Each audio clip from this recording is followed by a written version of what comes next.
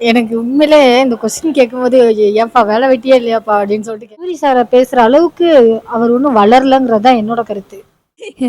சொல்லு உன் வாயும் உன் உருட்டு. நீ எவ்வளோ வேணாலும் உருட்டலாம் அப்படிங்கிற மாரி எனக்கு பிகன் உட்ஸ்ல இருந்து எல்லா சேனல்லயும் நம்ம திவாகர் அவர் இன்டர்வியூ பண்ணியிருப்பாரு. அதுல ஒரு இதுல கூட ஏதோ ஆங்கரிங்கோட சேலைய பிடிச்சு இழுக்கிற மாரி, அவங்க கைய பிடிச்சு இழுக்கிற மாரி, முத்தம் குடுக்குற மாரி, இந்த மாரி வீடியோஸ்லாம் வந்து சூரி சார் கூட கண்டுக்கலன்னு நெனைக்கிறேன். ஐடியா பார்த்தாலே எனக்கு கொஞ்சம் இரிட்டேட்டிங்கா அவரெல்லாம் ஒரு ஆளுன்னு மதிக்கவே தோணல அப்படிங்கிற மாரி. போட்டது வந்து படிக்கலங்கிறதுனால தான் போட்டாங்க. படிச்சிருந்தா பொண்டாட்டி முந்தானைய பிடிச்சு இழுக்கிறது, போற வர பொண்ணுங்களோட கைய பிடிச்சு இழுக்கிறது எப்படின்னு போட்டிருப்பாரு. நான் நினைக்கிறேன் அப்படிதான். நான் படிச்ச நீங்க தான் வந்து இன்டர்வியூல வந்து ஒரு ஆங்கர் புடவைய பிடிச்சு இழுக்கிறத ஒரு கண்டென்ட்டா பண்ணீங்க. கைய பிடிச்சு இழுக்கிறது, ஆங்கருக்கு போய் முத்தம் கொடுக்கறது, இதெல்லாம் வந்து உங்களுக்கு வந்து படிச்சவங்க செய்யற உண்மையிலே இந்த கொஸ்டின் கேட்கும்போது ஏன்பா வேலை வெட்டியே இல்லையாப்பா அப்படின்னு சொல்லிட்டு ரொம்ப நாட்டுல ரொம்ப முக்கியமான நிறைய நிகழ்வு நடந்துட்டு இருக்கு. இந்த டைம்ல இந்த கொஸ்டினா அப்படிங்கிற மாதிரி தோணுச்சு. ஏன் அப்படின்னா நம்ம தான் அவங்கள பேசி பேசி பெரிய ஆளாக்குறோமோன்னு தோணுது. உண்மையா சொல்லணும் அப்படின்னா நான் அவர்கிட்ட ஒரே ஒரு கேள்வி கேட்கணும். முதல் விஷயம், நீங்க வந்து ஆக்டிங்ல நீங்க படிச்சுட்டு வந்திருக்கலாம். எனக்கு சப்போஸ் சீரியஸாவே தெரியல. பட் எந்த மாதிரி ஆக்டிங்லாம் கத்துட்டு வந்திருக்கீங்க அப்படிங்கிறது எனக்கு புரியல. சூரி சார் படிக்கல அப்படிங்கிற மாதிரி நீங்க சொல்றீங்களா? என்னோட கேள்வி என்னன்னா, படிச்ச நீங்க தான் வந்து இன்டர்வியூல வந்து ஒரு ஆங்கர் புடவைய பிடிச்சி இழுக்கிறத ஒரு கண்டென்ட்டா பண்ணீங்க. கைய பிடிச்சி இழுக்கிறது, ஆங்கருக்கு போய் முத்தம் குடுக்குறது, இதெல்லாம் வந்து உங்களுக்கு வந்து படிச்சவங்க செய்ற செயல். அது நான் ஒத்துக்கிறேன். ஆமாங்க. படிச்சவங்க நீங்க படிச்சிருக்கீங்க, ஆக்டிங் முறையா படிச்சிருக்கீங்க, இதெல்லாம் பண்ணியிருக்கீங்க. ஸோ உங்களுக்கு இந்த மாரி கண்டென்ட்லாம் யோசிக்க வரும். சூரி சார் அந்த மாரிலாம் யோசிக்க மாட்டாருன்னு நான் நெனைக்கிறேன். ஏன்னா, அவர் வந்து இந்த கொரோனா டைம்லலாம் நீங்க பார்த்துருப்பீங்க. பசங்களோட எப்படிலாம் டைம் ஸ்பெண்ட் பண்ணணும், அவங்களுக்கு என்னென்ன விஷயங்கள்லாம் நம்ம சொல்லிக் குடுக்கணுங்கிறது மொதற்கொண்டுமே வீடியோவா போட்டிருந்தாரு. ஆக்சுவலி அதுக்கு அவரு அந்த வீடியோ போடணுங்கிற அவசியம் கூட கிடையாது. ஆனா அதெல்லாம் போட்டது வந்து படிக்கலங்கிறதுனால தான் போட்டாங்க. படிச்சிருந்தா பொண்டாட்டி முந்தானைய பிடிச்சு இழுக்கிறது, போற வர பொண்ணுங்களோட கைய பிடிச்சு இழுக்கிறது எப்படின்னு போட்டிருப்பாரு. நான் நினைக்கிறேன். அப்படிதான் நான் நினைக்கிறேன். எனக்கு அவரெல்லாம் ஒரு ஆளுன்னு மதிக்கவே தோணல அப்படிங்கிற மாதிரி தான் தோணுச்சு. நீங்க கீழே கமெண்ட்ல என்ன வேணாலும் கழுவி கழுவி ஊத்திக்கோங்க. ஏன் அப்படின்னா ஒரு அதாவது எப்படின்னா ஒரு இன்ஃபர்மேஷன் ஆனா ஒரு மக்களுக்கு புரிய வைக்கிற கண்டென்ட் நீங்க பண்ணி அதுல உண்மையிலே உங்க திறமைய நீங்க டேலண்ட்டை காமிச்சு நீங்க பேசியிருந்தீங்கன்னா ஓகேங்களா. நான் அவரோட இன்ஸ்டா ஐடியா பார்த்தாலே எனக்கு கொஞ்சம் இரிட்டேட்டிங்கா வரும். ஓகேங்களா. அப்படி இருக்கும்போது அவரெல்லாம் அவர் கேட்ட கேள்வியெல்லாம் பெருசா எடுத்துக்க வேண்டிய தேவையில்லன்னு நினைக்கிறேன். அதனால தான் சூரி சார் கூட கண்டுக்கலன்னு நினைக்கிறேன். இல்லைன்னா அவராவது ஒரு வார்த்தை பேசியிருப்பாரு, ஒரு இதுல போட்டிருப்பாருன்னு நினைக்கிறேன். கண்டுக்கலங்கும் போதே தெரிஞ்சிருக்க வேண்டாமா, அவ்வளோ பெரிய ஆள்லாம் இல்லப்பா அப்படிங்கிற மாதிரி. அப்படிதான் நான் நினைக்கிறேன். ஆக்சுவலி இன்னைக்கு நான் பார்த்த படத்துல அந்த ஒரு சீன் வந்திருக்கும். ஆக்சுவலி கஷ்டப்பட்டு ஒரு கண்டென்ட் யோசித்து ஒரு விஷயம் பண்ணியிருப்பான். அவனுக்கு லைக் வந்திருக்காது. கேர்ள் வந்து சும்மா லைட்டா ஒரு ஷர்ட் பட்டனை கழட்டி விட்டுட்டு டான்ஸ் ஆடிப்பா. அவளுக்கு 50,000 லைக்ஸ் அந்த மாதிரி காமிச்சிருப்பாங்க. இதுலயே புரிஞ்சிருக்க வேண்டாமா, மக்கள் தான் அதை யோசிக்கணுங்கிறேன். எனக்கு இந்த மாதிரி கண்டென்ட் பண்றவங்கள உயர்த்தி வச்சு அவங்கள இன்டர்வியூ பண்றது, நீங்க பார்த்துருப்பீங்க பிகன் உட்ஸ்ல இருந்து எல்லா சேனல்லையும் நம்ம திவாகர் அவர் இன்டர்வியூ பண்ணியிருப்பாரு. அதுல ஒரு இதுல கூட ஏதோ ஆங்கரிங்கோட சேலைய பிடிச்சி இழுக்கிற மாதிரி, அவங்க கைய பிடிச்சி இழுக்கிற மாதிரி, முத்தம் கொடுக்குற மாதிரி, இந்த மாதிரி வீடியோஸ்லாம் வந்திருந்தது. ஸோ எனக்கு என்னன்னா இன்ஸ்டா மோகம் அப்படிங்கிறது எதுக்காக இன்ஸ்டா சமூக வலைதளம் எதுக்காக உருவாச்சுன்னா, நம்ம ஒரு விஷயம் ஏதாவது ஒரு தப்பா ஒரு விஷயம் பார்க்குறோம். அத மக்களுக்கு தெரியப்படுத்தணும். தன்னோட கருத்துக்கள தெரியப்படுத்துறதுக்கும், தனக்கு இருக்கக்கூடிய திறமைகள வெளியப்படுத்துறதுக்கும் தான் அப்படிங்கிற மாரி இருந்தது போக, என்ன பண்ணாலும் அது இன்ஸ்டால போட்டாகணும்டா அப்படிங்கிற மாரி. நீ ரோட்ல நடந்து போனேன்னா அது ஒரு வீடியோ. படுத்து கீழ விழுந்தேன்னா அது ஒரு வீடியோ. எந்திரிச்சேன்னா அது ஒரு வீடியோ அப்படிங்கிற மாரிலாம் ஆயிப்போச்சு. ரொம்ப ஒரு இதா போயிட்டுருக்கோம் அப்படிங்கிற மாரி தோணுச்சு. ஏன்னா ஆக்சுவலி வந்து கஷ்டப்பட்டு சின்ன சின்ன ரோல் பண்ணி எத்தனை ஜூனியர் ஆர்டிஸ்ட் ஒரு வாய்ப்பு கிடைச்சிராதா, நம்ம கேமரா முன்னாடி வந்துட மாட்டோமா அப்படின்னு சொல்லிட்டு பயங்கரமா இது பண்ணிட்டு இருக்கவங்க கூட பார்த்தீங்கன்னா அவங்களுக்கு சம்பளமே சரியா கொடுக்கறது இல்லைங்க. அந்த ஒரு அமௌண்ட் கூட அவங்க கேட்கறதுக்கு தயங்கிட்டு எனக்கு வாய்ப்பு கிடைச்சா போதும் அப்படிங்கிற மாதிரிலாம் இருக்காங்க.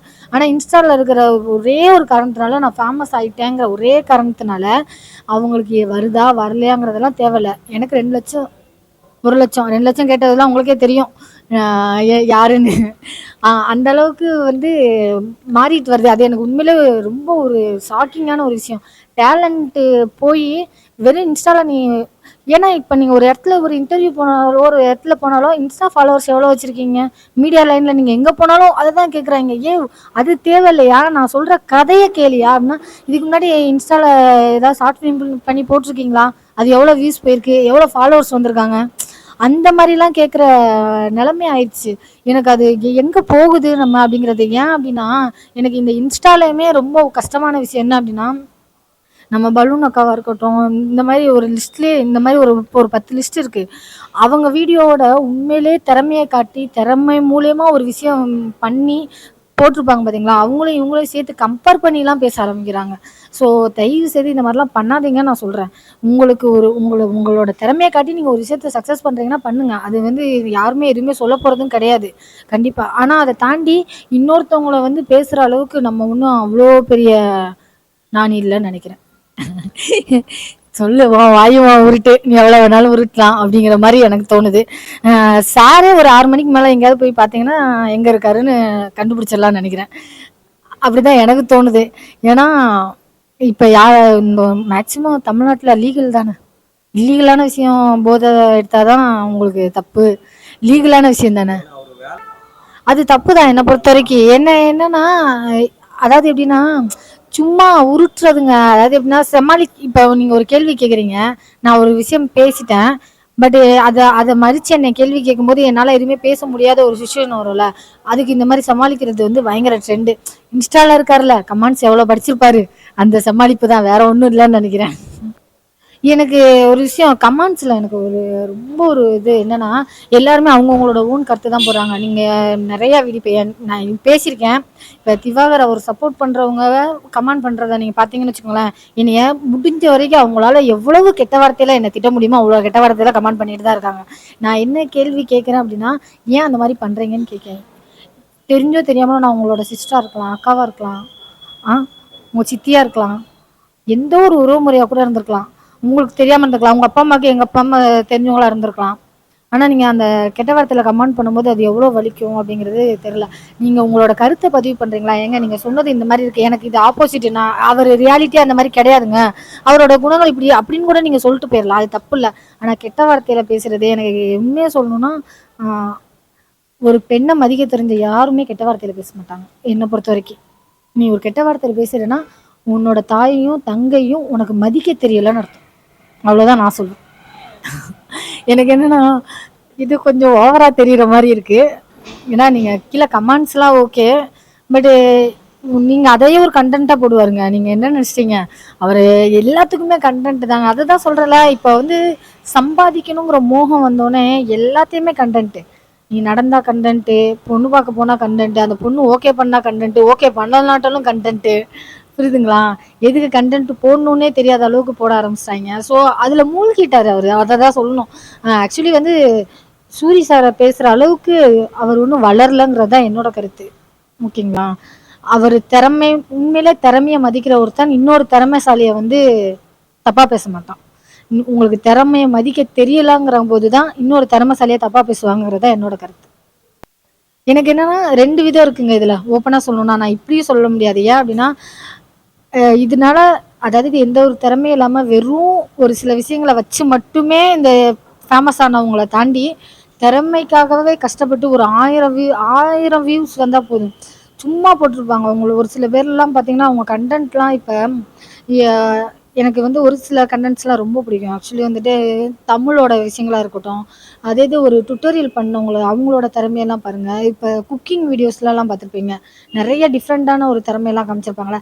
இந்த மாதிரி திறமையை காமிச்சவங்கலாம் இருக்காங்களா, அவங்கள பெஸ்ட்டு ஆக்டிங் பண்ணவங்களாம் நிறைய பேர் இருப்பாங்க. நல்ல கண்டென்ட்டு, இன்ஃபர்மேஷனான விஷயம், சைல்டு அஃபீஸை பற்றிலாம் கண்டென்ட் பண்ணி பக்காவாக நடிச்சிருப்பாங்க. ஆனால் அதில் 100 பேர் பார்த்துருக்க மாட்டான். சரிங்களா? இந்த மாதிரி அந்த 100 பேர் 1000 வியூஸ் போச்சான்னு பார்க்காதீங்க. 100 பேர் பார்த்தாலும் பரவாயில்ல, அந்த கண்டென்ட்டு அவங்க அதுக்கு கொடுத்த உழைப்பு என்னங்கிறத பார்த்து அதுக்கேற்ற மாதிரி நீங்கள் வாய்ப்பு கொடுக்கலான்னு சொல்கிறேன். அதாவது எப்படின்னா, நான் ஓப்பனாக சொல்லணும்னா 1000 லைக்ஸ்க்காக நீங்கள் கொடுக்குற வாய்ப்பை 5 லைக்ஸ் வந்தாலும் உண்மையான திறமைக்கு வாய்ப்பு கொடுத்தீங்க அப்படின்னா உங்கள் படம் கண்டிப்பாக சக்ஸஸ் ஆகும்னு நினைக்கிறேன். நீங்கள் 1000 லைக்ஸ்க்காக ஒருத்தர் உள்ளே இறக்குனீங்கன்னா கண்டிப்பாக ஒரு கொஞ்ச நாள் தான் ட்ராவல் ஆகும். என்னைக்கு இருந்தாலும் திறமை நிலைக்கும், மற்றது வந்து கீழே சரிஞ்சு விழுந்துருங்கிறது தான் என்னோட கருத்து. வணக்கம் சார். நான் என் பேர் மதியழகன், நான் ஆர்டிஸ்ட்டு. அதாவது ஒரு நடிகர் வந்து புதுசாக வர்றவங்கள வந்து ஒரு விளம்பரம் தேடுற வகையில் இப்போ என்ன செய்கிறாங்கன்னா, இப்போ ஒரு புது ட்ரெண்டிங் இது. இப்போ வாட்டர்மேன் திவாகர் அப்படிங்கிறவரை நீங்கள் கேள்வி கேட்டு நான் உங்களுக்கு பதில் சொல்கிறேன் பார்த்தீங்களா, அவர் ஒரு படி மேலே ஏறுறாரு. புரியுதா உங்களுக்கு? நீங்கள் அவர் கேட்குற கேள்வி அவர் என்னத்தான் சொன்னாலும் நீங்கள் விட்டுட்டீங்கன்னா அது ஒரு சாதாரண விஷயமா போயிடும். எல்லா மீடியாக்களும் சேர்ந்து நீங்கள் அவர் பதிவை போட்டுக்கிட்டு இவர் இப்படி பண்ணுறாரு, அவர் அப்படி பண்ணுறாரு, இது ஏன் என்ன கேள்வி அப்படின்னு சூர்யா வச்சு அவர் மேலே வர்றதுக்கு பார்க்குறாரு. சூர்யா வச்சு புரோட்டா சூர்யா வச்சு அவர் மேலே வர்றதுக்கு பார்க்குறாரு. இப்போ நீங்கள் கேட்குறீங்களா, இப்போ கேள்வி என்ன கேட்குறீங்க, இப்போ ஒரு படி மேலே போகிறது மாதிரி தான் அவர். அவரை பற்றி நீங்கள் பேசலைன்னாவே அவர் மேலே போக மாட்டார். எல்லா மீடியாக்களும் அவரை பேசி நீங்கள் விளம்பரப்படுத்தி அவரை பெரிய ஆளாக்குறீங்க. அதை ஏன் பண்ணுறீங்க? அவர் திட்டுறாரு, போகிறாரு, வர்றாரு. இப்போ பாருங்கள், கமெண்ட்ஸில் பாருங்கள், ஃபேஸ்புக்கில் பாருங்கள், நிறைய பேர் திட்டுவாங்க. திட்டுறது வந்து ஒரு வாழ்த்து வாங்குறது மாதிரி அவருக்கு. இப்போ அவர் மட்டும் இல்லை, ஏன் திருச்சி சாதனா இருக்காங்க, அவங்களுக்கும் நிறைய பேர் பேசுகிறாங்க, கொச்ச வார்த்தையில் பேசுகிறாங்க, ஒருபடி மேலே தான் போவாங்க. இதை தான் எதிர்பார்க்குறாங்க. ஒருத்தன் மேலே நான் உயரணும்னா இதுதான். ஒருத்தனை தாழ்த்தி பேசாமல் ஒருத்தன் உயருவான், தாழ்த்தி பேசுகிறவன் உயருவான். பெரிய ஆளை பேசுகிறவன் உயர உச்சி உயரத்தில் இருக்கிறவரை ஒருத்தர் தாழ்த்தி அவங்கள பேசினா, இப்போ இருக்கிற மீடியாக்கள் வந்து பேசும்போது இவரு உயர்ந்துக்கிட்டே இருப்பார். ஏன் நீங்கள் பேசுகிறீங்க? அது பேசுறதுக்கு வழி கொடுக்காதீங்க, வழி விடாதீங்க. நீங்கள் ஏன் எல்லா மீடியாக்களும் நீங்கள் அவரை போய் பேசிக்கிட்டு இருக்கிறீங்க, கேட்குறீங்க? இம்பார்ட்டனாகவே அவர் வந்து எதுவும் பேச மாட்டார். அவர் கேட்குற கேள்விக்கு நீங்கள் பதில் கேட்குற கேள்விக்கு எல்லாருமே உசுப்பேற்றுற வகையில் நீங்கள் அவரை பற்றி என்ன நினைக்கிறீங்க, என்ன பேசுகிறீங்க, அவர் இப்படி பேசியிருக்கிறாரா, குடிகாரன்னு சொல்லியிருக்கிறாரா, நான் நடிகர் இல்லை, நான் பெரிய ஆள், நான் திறமையானவன், எனக்கு 30 லட்சம் கொடுத்தா தான் இப்போ நடிப்பேன், 25 லட்சம் கொடுத்தா தான் நடிப்பேன், சூரிய மாதிரி நான் 500,000 போக மாட்டேன். ஏங்க நீங்கள் ஏன் பேசுகிறீங்க? பேசாதீங்க. அவருங்கிறேன், அவர் ஏதாச்சும் மேலே வர்றதுக்கு உண்டான வழியை தேடிக்கிட்டு இருக்கிறாரு. அதை தான் அவர் பண்ணிக்கிட்டு இருக்கிறாரு.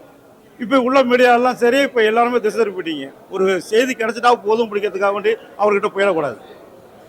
யாரை உயர்வு நிலையில் கொண்டு போகணுமோ போயிட்டுருங்க. அவர் எதிர்நீச்சல் போட்டு பழைய வழியில் வர்றதுக்கு முன்னேறதுக்கு பார்ப்பார். அதையே நீங்கள் போயிட்டுருங்க. நீங்கள் ஒருத்தர் உயர்றது இப்போ மீடியாவில் இப்படி போட்டு தான் நம்ம மேலே கொண்டு போகணுமா? நாங்கள்லாம் இப்போ வர்றேன், சினிமாவில் இருக்கிறேன், ரொம்ப காலமாக இருக்கிறேன்.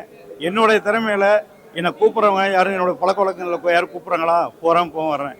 யாரையும் தாழ்த்திலாம் பேச மாட்டாங்க, மற்றவங்க மாதிரிலாம் பேச மாட்டேன். அது எனக்கு பிடிக்காது. அப்படி உயரணும்னு எனக்கு அவசியமும் கிடையாது.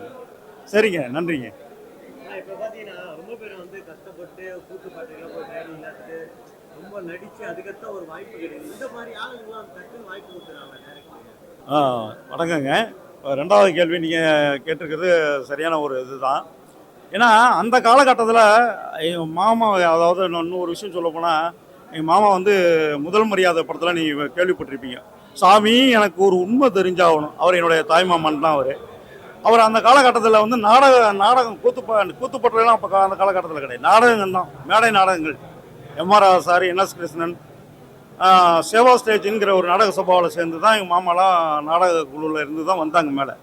அந்த காலகட்டங்களில் வந்து இன்னும் லேடிஸ் கெட்டப்பு போடுறாங்க பார்த்தீங்களா மேடை நாடகங்களில், அவங்களுக்கு ஒரு முன்னுதாரணமாக இருந்தவங்க தான். சிவாஜி கணேசன் லேடிஸ் கெட்டப் போட்டார், எங்கள் மாமா லேடிஸ் கெட்டப்பு. பல நடிகர்கள் அன்னைய காலகட்டத்தில் லேடிஸ் கெட்டப்பு போட்டவங்கெல்லாம் இன்றைக்கி சிவாஜி கணேசனே ஒரு சார் ஐயா அவர் பேட்டி கொடுத்துருப்பாரு. அந்த காலகட்டத்தில் யார் யார் லேடிஸ் கெட்டப் போட்டாங்களோ அவங்கெல்லாம் இன்றைக்கி வந்து பெரிய ஒரு ஆக்டராக வந்தாங்க, தலைஞ்சிறந்த நடிகராக ஒரு பேர் பெற்றாங்க. அந்த காலகட்டம்லாம் போய் இப்போ செல்லு இருந்தால் போதும், ரீல்ஸ் பண்ணி அவங்களுடைய வாய்ஸுக்கு தகுந்த மாதிரி நம்ம ஆக்டிங் பண்ணிட்டு வர்றவங்களை தூக்கி இவங்க நடிக்கிறதுக்கு கூப்பிட்றாங்க. ஆனால் அந்த கேமராவுக்கு முன்னாடி நடிக்க தெரியுதாங்கிறது உங்களுக்கு தெரியாது. கைகாலெலாம் உதற ஆரம்பிச்சிருது. ரீல்ஸு யாருக்கு வேணாலும் பண்ணலாங்க, யாரு வேணாலும் பண்ணலாம். ஒரு 5 வயசு பிள்ளைய பண்ணால் கூட அந்த வாய்ஸுக்கு, இந்த பாட்டுக்கு வாய்ஸுக்கு பண்ணுமான்னா அது பண்ணிட்டு போய்டும். இதெல்லாம் ஒரு சாதாரண விஷயமா போயிடுச்சு இப்போ உள்ள காலகட்டத்துக்கு. சினிமா கூத்துப்பற்றையில் உள்ளவங்கெல்லாம் தலைச்சிறந்த அவங்க கற்றுக்கிட்டு ஒரு பணம் பேமெண்ட்டு கட்டி இதுக்குன்னு நம்ம வந்து நடிப்பை கற்றுக்கிட்டு சிறப்பாக வரணும்ன்ட்டு அப்படி வந்துக்கிட்டு இருக்கிறாங்க.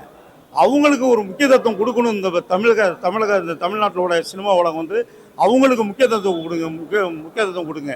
ஏன்னா இப்போ உள்ள காலகட்டங்களில் இப்போ வந்து ரீல்ஸு நிறையா பேர் பண்ணுறாங்க. அவங்களுக்கெல்லாம் வாய்ப்பு கொடுக்காதீங்கன்னு நான் சொல்ல கிடையாது. திறமையாக உள்ளவங்களுக்கு கொடுங்க, திறமை இல்லாதவங்களுக்கு கொடுக்காதீங்க. அதே சமயத்தில் நிறைய பல ஆண்டு காலமாக அவங்க வந்து கூத்துப்பட்டில் இருந்து நடிப்பை கற்றுக்கிட்டு அவங்களோட திறமையெல்லாம் வீண் போகுது. நிறையா பேர் இப்போ உள்ள காலகட்டத்தில் திறமையானவங்கள்லாம் கீழே தாங்க இருக்கிறாங்க, திறமை இல்லாதவங்க தான் மேலே வர்றாங்க. அதுக்கு வழிவகுக்கக்கூடாது இந்த தமிழ்நாட்டுடைய சினிமா உலகம். அதுக்கு நல்ல ஒரு வழியை கொடுங்க, என்னுடைய அன்பான வேண்டுகோள். நன்றிங்க.